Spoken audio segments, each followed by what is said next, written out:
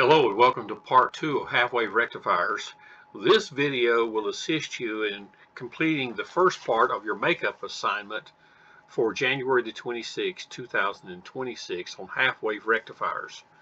Now, the example that I'm going to use will be very similar to one that you have as part of your required assignments. The circuit that we're going to talk about today is one that uses a transformer that has a turns ratio of 8 to 1. Now I'm going to just make these selections myself.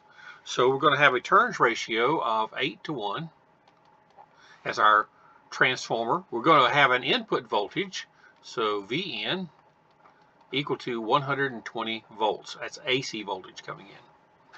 So with that said, the voltage on my secondary is going to be 120 volts divided by 8, because it's only going to be 8 to 1, so for every 8 volts in, 1 volt out. So that means this is a step down transformer, like most power supplies are.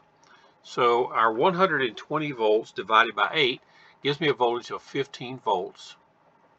This is AC volts at the secondary, and this is RMS voltage we're talking about, not peak. Our next step is, however, to determine the peak voltage. So the V secondary peak, or maybe we should say the voltage peak coming out of the secondary side, so V peak SEC is going to be 15 volts divided by 0.707. When we make that calculation, we run into a voltage value of 21.22 volts peak. Now, remember, the output waveform rises to a peak value during the positive half cycle and 0 during the second half cycle. So this voltage here is now 21.22 volts. And that's right here at the secondary output of the transformer. Okay. Next, we'll calculate the peak voltage going to my load. So the peak voltage to my load, voltage to the load peak, is going to be equal to V peak secondary minus the diode voltage drop, 0.7 volts. This is going to be 21.22 volts minus 0.7 volts, which is going to be equal to 20.52 volts peak. So my voltage to my load is going to look the same as this. So voltage to the load is going to look like this.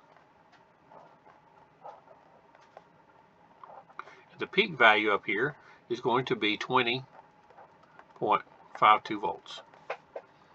Now, we want to calculate the DC average. So the average of this, you'll notice that it's 0 part of the time.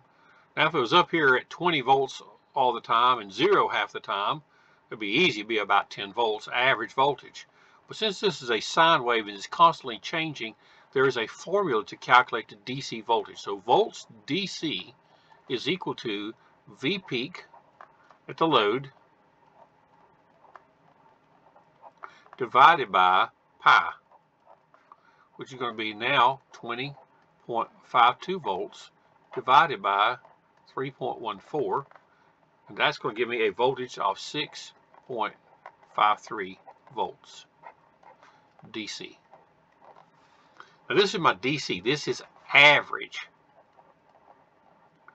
Do not be confused with RMS. This 3.14 is not the same as the 0.707 that we've often talked about. So now we have our DC voltage. Now let's just suppose that we want to have a design current. Okay, so our design current, our target current, was equal to, let's just say, 250 milliamps. Then obviously our transformer must be rated for at least 250 milliamps. Well, what size resistor would cause that much current to flow at that voltage? Well, that's simply a matter of Ohm's law. R equals V over I. My voltage to my load, 6.53 volts, divided by my current, 250 milliamps, gives me a resistance of 26.12 ohms, or about 26 ohms. Now, to calculate the power dissipation by the resistor, so we know what wattage resistor that we're using, power is equal to V squared over R. So my V squared, so we got 6.53 volts squared divided by R, 26 ohms, yields 1.64 watts. That means we need to use a 2-watt resistor if we were designing this from front to end.